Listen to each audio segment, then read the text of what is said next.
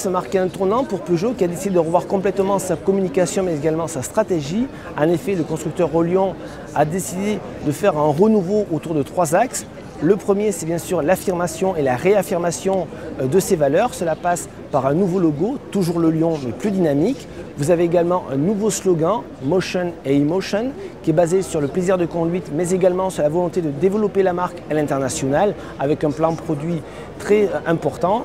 Le deuxième point, c'est bien sûr l'écologie incontournable avec de nouvelles motorisations, mais surtout on va dire la concrétisation de BB1 en tant que modèle de série. Il ne sera pas exactement pareil, mais il sera très proche du concept car qu'on a pu découvrir sur Caradisiac.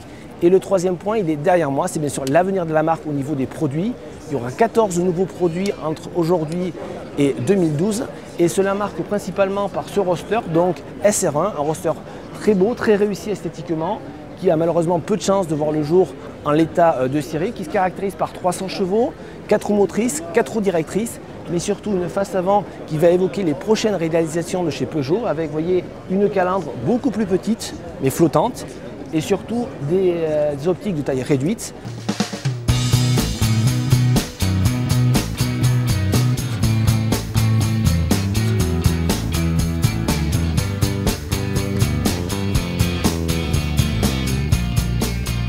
Alors non, c'est pas un véhicule qu'on va mettre sur les routes demain, c'est plus un manifeste de style, c'est plus un exercice de style qui va montrer la voie qu'on va suivre sur les futurs Peugeot, sur les futurs modèles de la marque.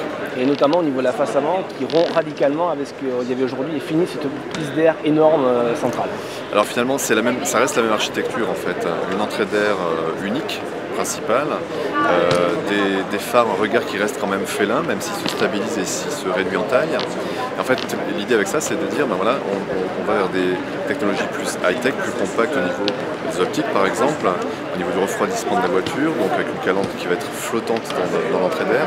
Et puis, en faisant ça, on va donner plus de place à la sculpture de la carrosserie, à l'expression stylistique pure de la carrosserie, en réduisant ces éléments qui vont devenir plus technologiques. Donc finalement, ça reste une morphologie de face avant très Peugeot, un peu félin toujours, pour ne pas trahir l'ADN de la marque, et puis revenir vers des valeurs qu'on a pu voir effectivement sur les 406 coupés. Le terme de SR1, on a eu BB1, là on a SR1, c'est une volonté de la marque de rompre un petit peu, d'abandonner les 3 chiffres, les 4 chiffres. Alors là, il s'agit de concept car, donc BB1, c'est un petit bébé, et puis c'est un modèle unique, c'est un concept car. Ici un show car, SR1, Sport Roadster 1. Suite, on va dire, de l'aventure Peugeot cette année, c'est bien sûr la commercialisation et les essais du Peugeot RCZ.